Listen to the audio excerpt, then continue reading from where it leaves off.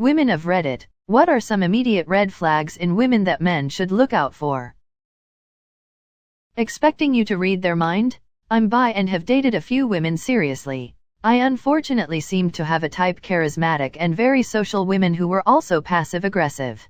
They all expected me to just know when and why they were mad at me, as they would become cool and distant with me. They'd sometimes stop returning calls for periods of time, and their facial expression would appear angry. But when Elle asked what was wrong, repeatedly, they would only say nothing's wrong. They'd make me beg and plead to find out what was wrong. I was infuriating. The last woman I seriously dated decided she was just going to not take my call suddenly for a number of days. I just got fed up and never called her again / ended things that way. She tried to call me eventually, but I just screen her calls and let them go to voicemail. I was so done with the games. All women are not like this. But I definitely had to rethink what sort of ladies I was dating. She says people are jealous of her. This is my #1 red flag for women. Pretending to act dumb because she thinks it's cute. It's the pretending part that turns me off. I like dumb people. I am dumb people. I like smart people. I am smart sometimes. But a phony gets their phone number blocked forever. Expecting the man to entertain her on a date and arrange all logistics and events. Note, it is not a bad thing if a guy wants to surprise his date with something fun, or do something thoughtful, or plan something special. The problem is when the woman constantly expects her boyfriend to arrange everything, like he's a concierge at a hotel, especially if she does not reciprocate. Worst is when the woman provides no input about what she'd like to do and then sulks when the man does not use ESP to divine her wishes. Anyone who tells other people about your private conversations. I mean, it's one thing if you tell a good joke and they want to pass it on, but you should be able to confide in them about serious topics without fear they'll run off and tell someone else. This goes for friendships, too. She talks shit about other people. Doesn't have friends because she tells it how it is. She you and I raise it too. Doesn't have any friends because they all end up abandoning me. Well, if you're like a sinking boat about to drown and suck everything around into the deepest ocean, yeah, bitch, I run too. Jumping ship. She's already in a relationship and is looking for the next one. Someone like that is a parasite. I've always called it monkey branching and had it happen to me a few times. One of the worst feelings. When you try talking to her and she hardly talks with you, then goes back to whatever she was doing. Example, tried talking with my ex a lot but she wouldn't keep up a conversation and once ignored me entirely. I was just trying to hang out with my GF.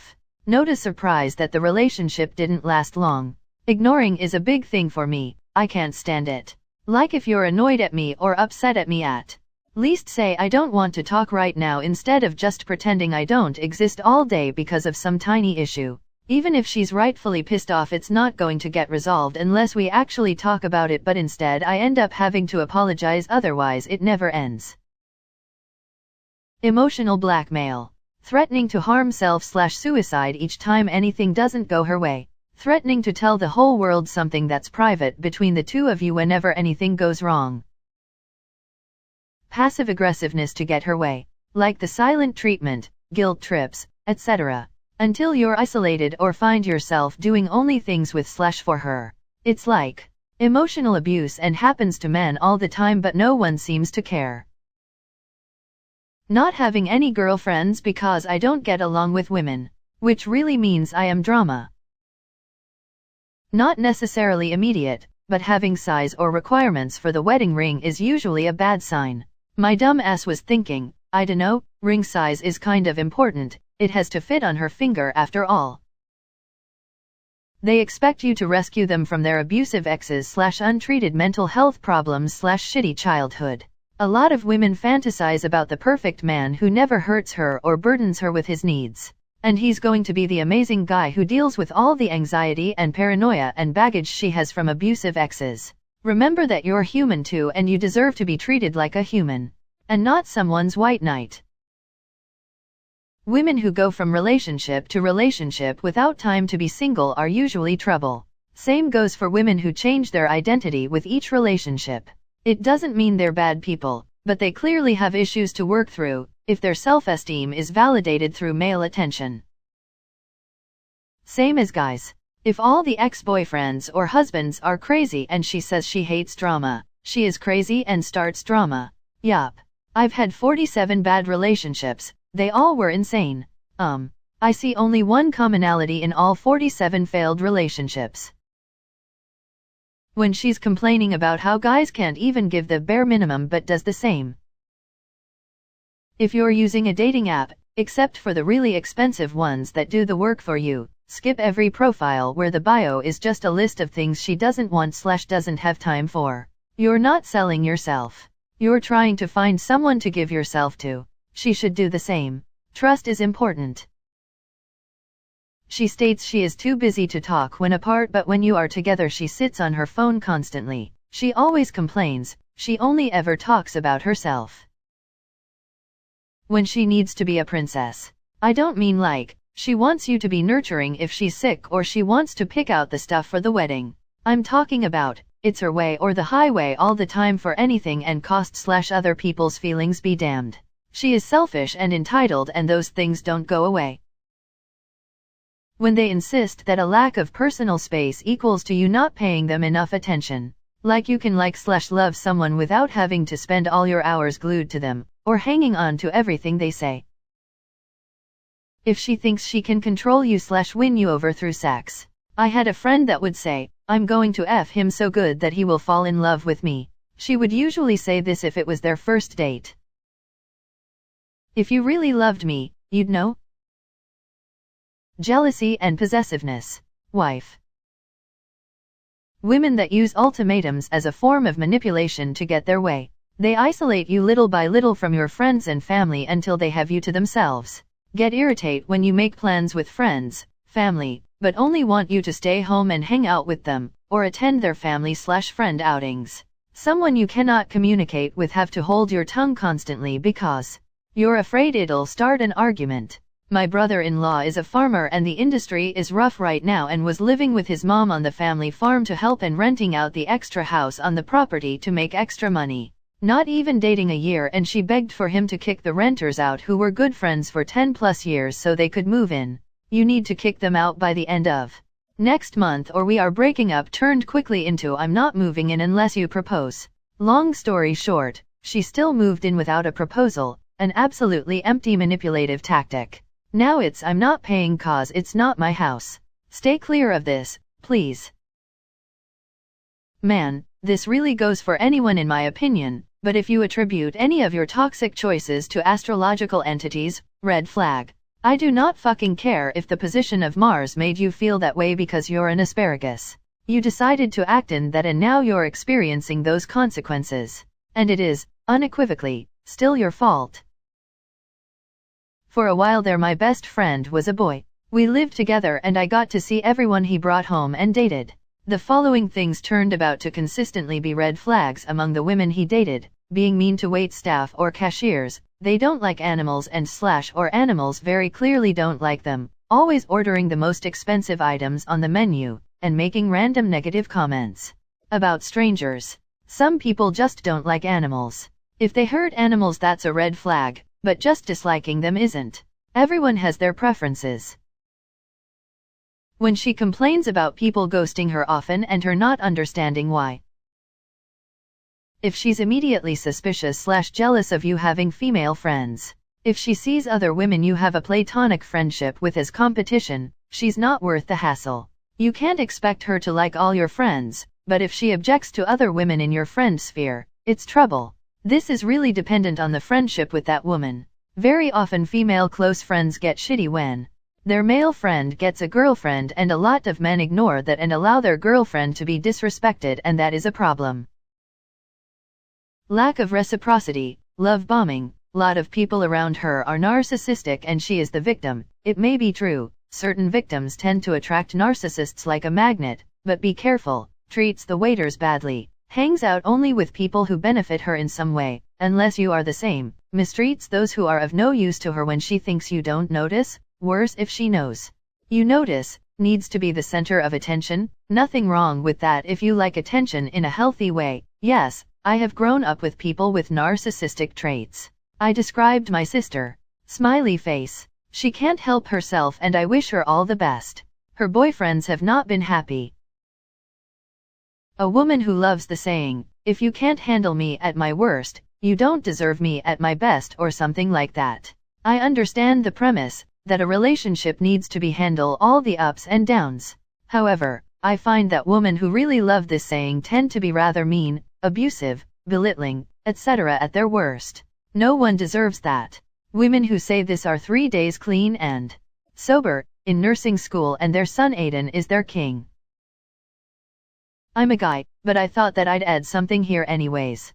The red flag is extreme sensitivity to shame and pride. These are textbook examples of clinical narcissism, and believe me when I tell you that you are not prepared for the myriad ways that dating a narcissist will F you up. Princess mentality. Trust me, dealing with that is not worth it. I get whatever I want you. They ask for a very expensive item on the menu when you're paying. They might just be using you for free food.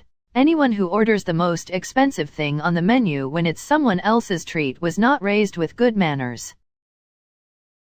Mama's girl. From a really F-ed family. Only lives to serve and please mama, while her family is shunted off to side. When she is unemployed or works very little, but has a car, nice clothes, makeup, nails done, someone is paying for that. This holds true for anyone, but women who are holding auditions to fill the role of husband and / or father rather than seeking a specific person who's a good teammate and partner for them. The more detailed someone's mental plans for their married life are, the less room there is for another real human being in that life. Bonus red flag, pouring focus, attention, and energy into every detail of the perfect wedding. At heart, a wedding is signing legal paperwork and then throwing a party. A single day out of years, hopefully decades, together. Something is bound to go awry, but at the end of the day, if you're married to your teammate, it's all fine. Someone who doesn't understand that isn't ready for that kind of commitment. Women who are aggressive and slap or hit others then say you can't hit a woman. You can't hit anyone, Stacy. Equal rights, equal lefts. Make sure you aren't their rebound. I've noticed in my life that many women can't be alone. They need a partner to be their identity. So after a breakup they always have a rebound to fill that void until they find their next permanent partner. Yeah, saw this red flag and blatantly ignored it. Not to say we all don't have them. But I say happiness come from within. And if you are jumping from relaxationship to relationship to be happy, are you ever really you? Or pieces of other people? 1. If she always wants to be around you and gets irrationally angry with you when you want to leave for a bit. Red flag. If they keep checking Snap Map. Constant negativity or someone who always IOX for the bad in everything. I used to have a close friend that did this, and I eventually did the same thing when would spend time with her. It infects the people that they surround and will eventually turn you nasty. 2. If you're ever on a date with a woman and all she can talk about are the things she doesn't like, don't just walk away. Run. When she got hella haters. Like WTF is wrong with you that so many people don't F with you, LOL.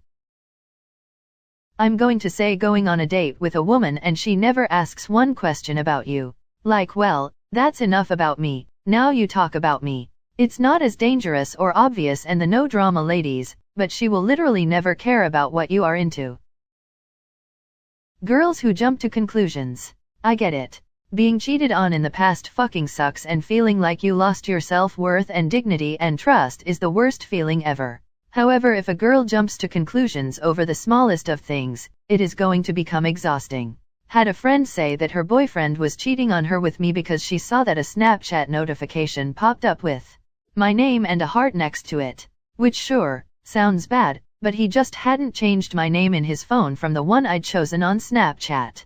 I also had a boyfriend. Same friend jumped to the conclusion that he'd stolen her phone and her Nintendo Switch and money and cutlery, all of which were found at most 10 minutes later in a very obvious spot. Claimed he lied about his ed because she saw him eating a chocolate bar, claimed he was making fun of her because he looked her way while talking to somebody, etc. etc. It becomes boring and exhausting. Girls that base their requirements on height and muscles and a high net worth. Unrealistic and always seems like those are the standard requirements for girls bad at relationships. Also jealous girls. Nothing good can come from a relationship without trust. If she literally asks for things without caring for the price tag, not applicable if you're sugar daddy type rich. If she has unresolved mental issues that she expects your love to magically fix. Mental issues go away with therapy/medication/support. While support can help people, it isn't the cure. If she doesn't openly communicate about what she wants and expects you to know things magically. If she's into toxic feminism/misandry. If she expects you to do all the job and bills while contributing nothing to homely duties. I dated a single mom for a while. There were some good parts to the relationship, but one thing that always stuck with me is that she hid our relationship from her kids. This went on even to the point that we had moved in together. I was just a friend that was staying with them, who happened to sleep in her room at night. Ostensibly, she did this because she felt that her oldest daughter would freak out, which she did when she finally put 2 and 2 together. I feel like we could have avoided the problem if we had just addressed it in the very beginning. When she constantly belittled every other woman around her just to show off how special and different she is. Once in a while is okay, I guess, but if she's always like that, then there's a problem. One of my wife's biggest pet peeves about how she grew up was her family basically taught her from an early age that other women are competitors. I think that pervades in a lot of cultures where a woman's perceived success in life was based on who she married. Hopefully that continues to die out in future generations. Women, or men, who put people through just to see if they pass the test. My friend used to create problems just to test other people. Romantic relationships as well as friendships. She'd only admit it was a test afterwards when you inevitably failed and realized she was lying. When she gets mad at you for saying no to her. I'm not just talking about big things. If she throws a fit because you cancelled one plan, run. There are a lot of women out there that are more than ready to turn down guys but get real pissed when someone else tells them no. More trouble than it's worth, and that lack of accepting no's will become a problem later on. One of my old high school friends was like this. She acted as if her boyfriends should always do her bidding and that they were bad people if their worlds didn't revolve around her. I remember when I started dating my husband. He was coming out of a 4-year relationship that was toxic. But it was his first adult relationship and didn't really know better. He called to cancel plans because a friend unexpectedly showed up from out of town. I said, no worries, call me tomorrow, maybe we could all do break task together. He was quiet for a moment. I asked what was wrong. He explained how scared he was to cancel because in his previous relationship his partner would have lost it. I said, well, luckily you're with someone who realizes you're a whole human being with a life. It was a TSN turning point for our relationship. You don't have to use a condom isn't always a trap. But if it's early in the relationship, it should be troublesome. I had a Tinder date say this to me within 4 hours of having met her. Biggest red flag I've ever seen in person, so much so that I almost didn't sleep with her. Everyone downplays it. But if your date insists that she doesn't want any of a specific food you want to order and then only after it's at the table turns around and says she does actually want it, she will likely keep doing it and it will get annoying very fast. There's a weird stigma that women shouldn't eat much on dates. Had an ex scoff at me for finishing the burger I ordered because it wasn't ladylike, and it can just lead to really annoying habits that should be nipped in the bud early. So true about the stigma. On one of the first half a dozen dinner dates with my late wife, she'd only eaten maybe 1/3 of her plate. I could tell she was still hungry, and despite my insistence that she need not be so coy about it, she refused to eat much more. That night was one of the first nights she slept over, and when we woke up in the morning, she had dried barbecue sauce all over her face. LOL. She'd gotten up when I fell asleep and ate some her leftovers. She was so embarrassed. If she has stains on her bra, there are red flags and there are brown flags. Entitlement.